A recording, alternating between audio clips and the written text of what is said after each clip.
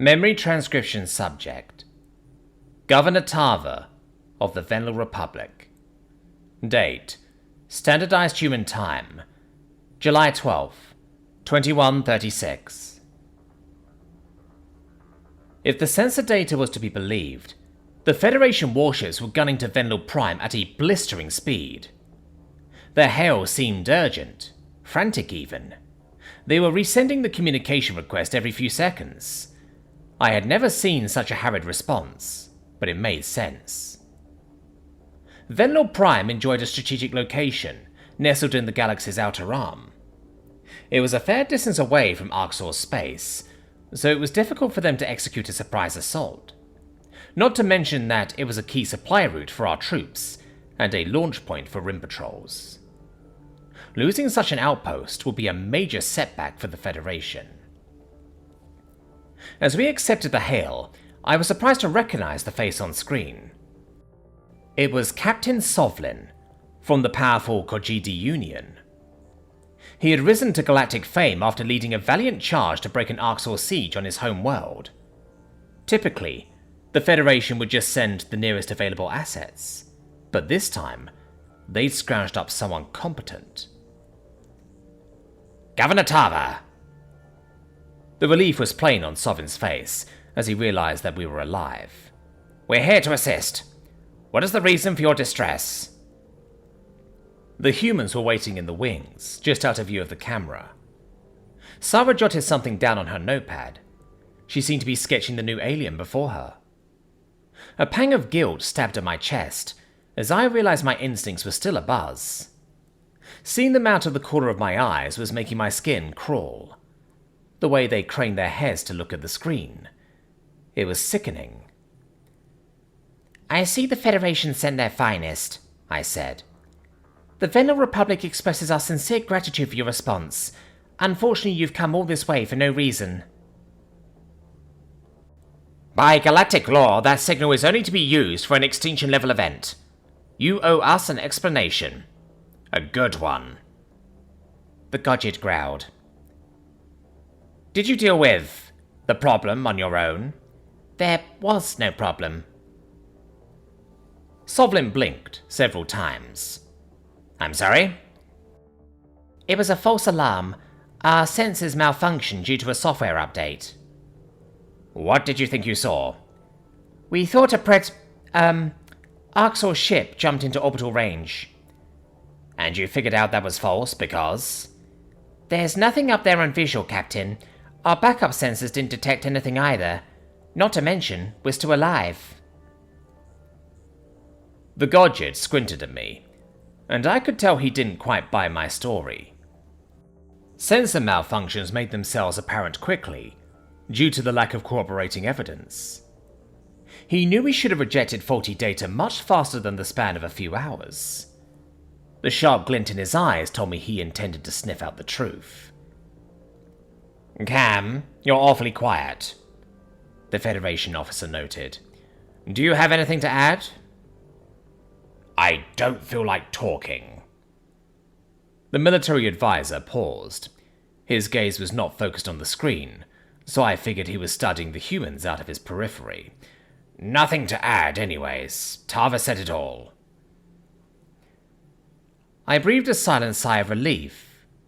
With the extent to which Cam despised the visitors, I half expected him to out them at the first opportunity. Had this call taken place a few minutes earlier, I suspect he would have turned the humans over. But their recent behavior must have impressed their sensitivity upon him too. Sovlin scrutinized us, suspicion marring his features. Why didn't you rescind the distress signal? It's still broadcasting now. I forgot, I replied. You forgot? The captain's voice leapt up an octave, and he flicked his claws in disgust. You've got to be kidding me. Do you have any idea the systems we've exposed by coming here? While we're chatting, a planet with a real fucking threat could be glassed. Well, at least he seemed to buy the story. The Godget's anger was justified, in fairness. If the Arxur invaded our neighbors now, Federation forces wouldn't be available to come to their defense. Sorry, I offered meekly. Whatever. We'll need to scan the subspace readings ourselves, Sovlin said through gritted teeth. For our logs. I swallowed. If the Federation took the measurements themselves, they'd find ample evidence of human activity. The realization that we were hiding predators would horrify a seasoned veteran like Sovlin. With the amount of exposure he had to the Greys, he wouldn't accept the possibility that predators could be more than animals. In all likelihood, he would assume we were acting under duress, no matter what we said. Ships would be requested to bombard Earth the second the trail was identified. That would not be acceptable. It will only waste more of your time and energy. I straightened, and tried to make myself look confident. There is no need for a formal survey. Is our word not enough for your report?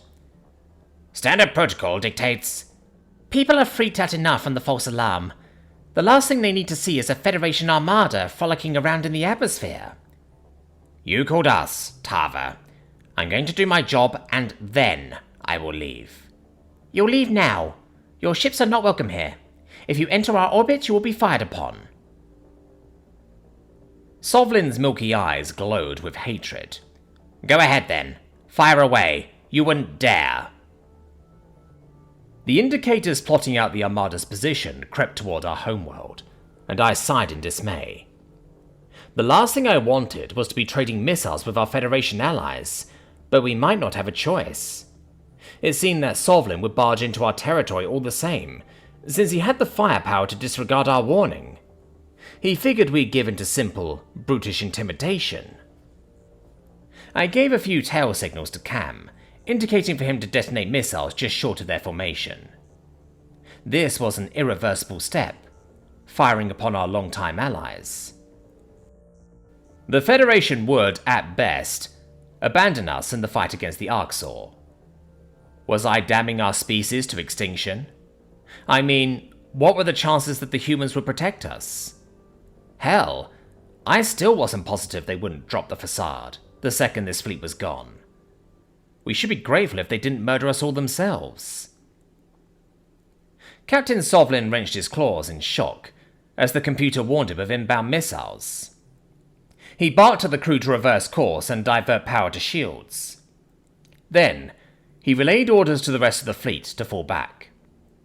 I thought he'd forgotten the voice call was open until he shot a blistering glare at the camera. You shot at us!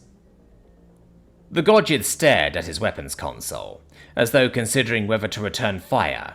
You actually shot at us. That's an act of war. That was a warning shot. We don't want to hurt you, but we will, I hissed. How can you be so ungrateful, after all that we've done for you? He spat.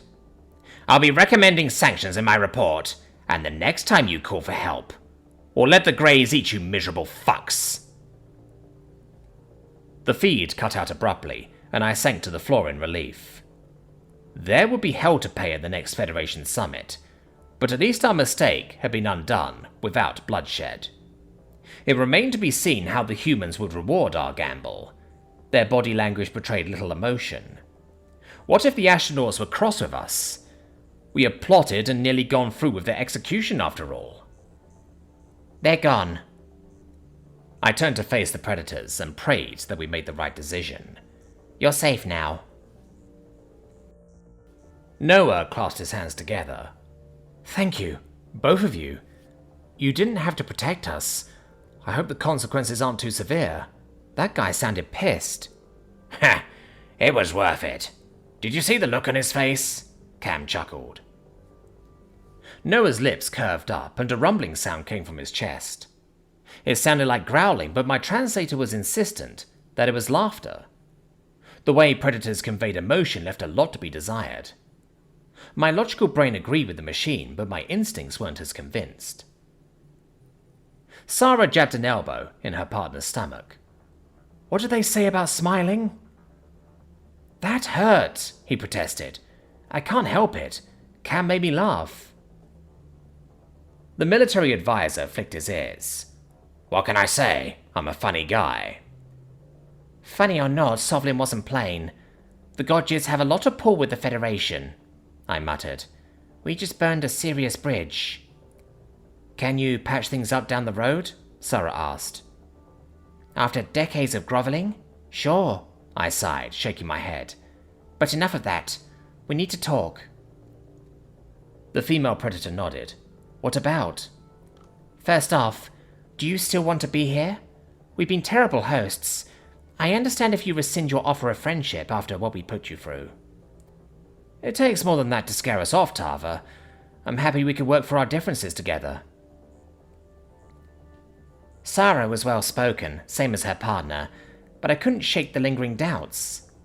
If our species were to make an honest attempt at friendship, disclosure of Arxur history was a must. A secret that abhorrent couldn't fester between us, especially when it would be the subtext of all our interactions. When the humans learned what the Arxur had done, they would realize their own species' untapped potential.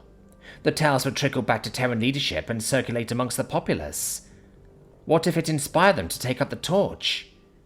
It wasn't too late to change their mind on harming us. How deep could a predator's compassion run, anyways? I drew a shaky breath. We never answered your question about the first predators we encountered. I think we owe you a proper explanation.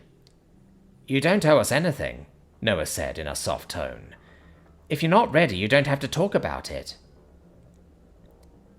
My resolve hardened as I met the male human's eyes. I recalled the horror in Noah's voice when Cam suggested they were here to kill us all. The feel of his rough thumb wiping saline from my cheek. Those weren't the actions of the Arxur. These were people with intelligence and emotion. I want you to know everything. Are you sure that's a good idea, Tava? Cam asked. Yes, I am.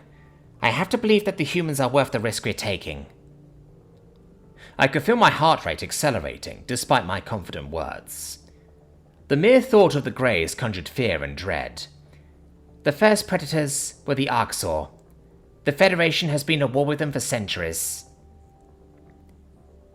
The male human raised an eyebrow. All of you? Against them? And it's not enough, I responded. No, they've hunted 20% of all sapient species to extinction. In this galaxy, anyways. His predatory eyes widened. Why? They kill for pleasure. They want us to suffer. I reached for my tablet and pulled up a recent video the Arxur had sent us. See for yourself. Noah pried the device out of my paws, and Sarah leaned in to look at the footage. It depicted a group of Arxur guards, laughing as they released farm-raised Venlor pups from their pen. The reptilians wanted to hunt their meals, to watch their prey squirm in terror. The younglings had their eyes gouged out, and if they didn't run fast enough to amuse the guards, they were prodded with an electric rod.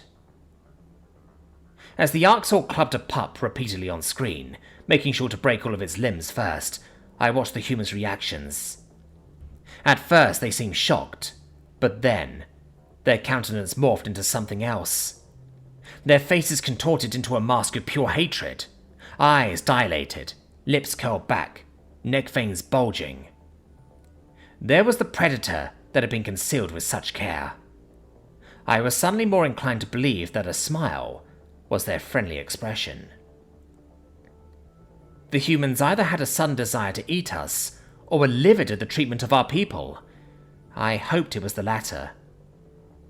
This is how they treat prisoners? Children at that? Sarah asked. Children at that. She seemed to implicitly understand that made it worse. Prisoners? No, that's a farm. Cam eyed the humans warily, but his tone had lost its edge. The hardy species became slaves.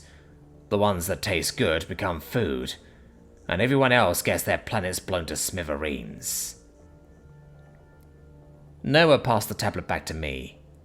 I flinched at the iciness in his glare. Send us everything you have on the Arxur, he said. There's a human concept I'm sure Earth would love to teach them. I stared at the angry predator. And what is that concept exactly? A toothy smile crossed Noah's face. We call it calmer.